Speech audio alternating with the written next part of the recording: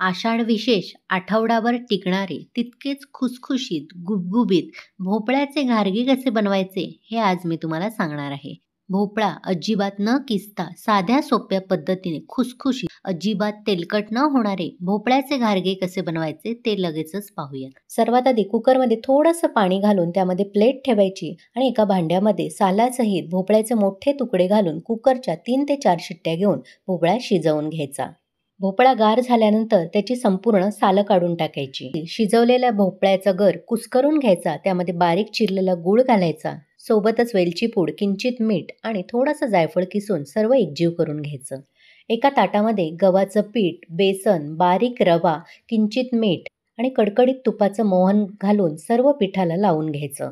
त्यानंतर ह्यामध्ये तयार केलेलं गूळ भोपळ्याचं मिश्रण घालून घट्ट पिठाचा गोळा मळून घ्यायचा आणि थोडा वेळ 5 ते 10 मिनिटं झाकून ठेवायचा. आता लगेचच ह्याच्या लाट्या करून घ्यायच्या आणि खसखसमध्ये घोळवून गारगे लाटून घ्यायचे.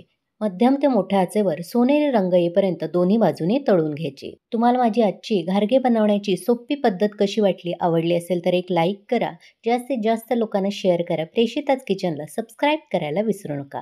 ह्याच रेसिपीची सविस्तर कृती, साहित्य अचूक प्रमाणात पाहण्यासाठी व्हिडिओ खाली एक लहानसा त्रिकोणी बटन आहे, त्या लिंकवर क्लिक करून पाहू शकता. धन्यवाद.